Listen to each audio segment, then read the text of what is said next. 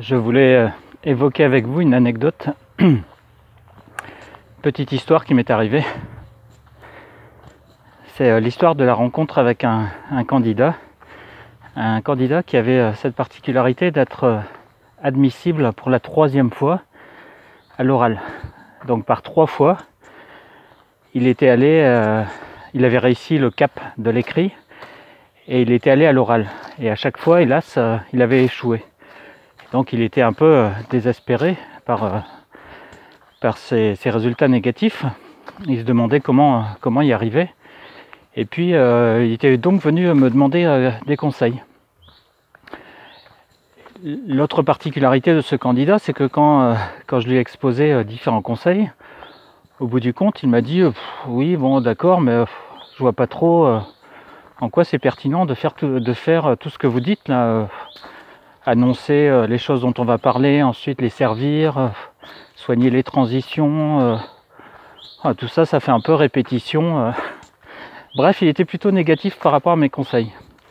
Et fidèle à ma façon de faire, sentant bien que c'était quelqu'un qui était plutôt dans l'idée de décider par lui-même s'il allait suivre ou pas ses conseils. Il n'avait pas besoin qu'on lui apporte une preuve extérieure de la valeur de ses conseils. Eh bien, ce que j'ai fait, c'est je lui ai simplement dit, écoutez, vous faites après tout ce que vous voulez. Vous savez, moi, je viens ici en fait pour donner des conseils aux candidats. Ceux qui veulent les suivre, ils les suivent. Et puis, par contre, ceux qui ne veulent pas les suivre, eh bien, ils font comme ils veulent. Par contre, je tiens quand même à vous dire que il y a un petit risque que vous prenez. C'est le fait que l'année prochaine, on se voit exactement pour les mêmes raisons. C'est-à-dire que jusqu'à présent, vous êtes allé 3 fois à l'oral, vous n'avez pas réussi. Bien, le risque, c'est qu'on se revoit l'année prochaine exactement pour les mêmes raisons.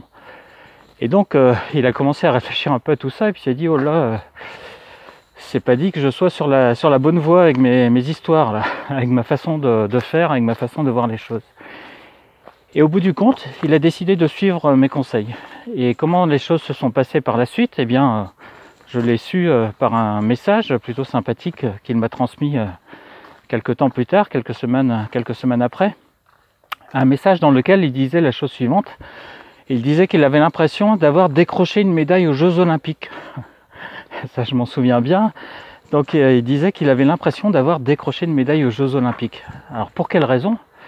Eh bien, c'est tout simplement dû au fait que ce candidat qui avait été 3 fois à l'oral, qui avait raté 3 fois de rang l'oral, cette fois-ci, non seulement il avait réussi l'oral, mais en fait, il arrivait à la première place. C'est-à-dire qu'il avait véritablement intégré tous les conseils que j'avais pu dispenser.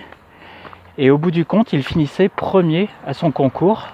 Sur combien de personnes ? Eh bien, sur plusieurs milliers de candidats qui s'étaient présentés à ce concours. Donc, vous arrivez à voir pourquoi il avait plutôt l'impression d'avoir décroché une médaille aux Jeux Olympiques. Donc, si jamais vous doutiez des conseils que je donne ici, de leur pertinence, parce que vous diriez que ce sont des conseils complètement simples, que tout le monde peut y penser, que c'est évident, etc., etc. Si jamais vous doutez de tout cela, moi ce que je vous invite à faire, c'est peut-être vous dire que c'est possible, après tout, qu'en les suivant, vous finissiez comme lui, sinon premier, en tout cas parmi les premiers, et que vous ayez l'impression de remporter une médaille aux Jeux Olympiques. Donc je vous conseille vivement de suivre évidemment ces conseils, qui encore une fois peuvent paraître très simples, voire simplistes, mais qui sont loin d'être des conseils stupides et inefficaces, et il n'est qu'à voir le type de message que j'avais reçu à l'époque.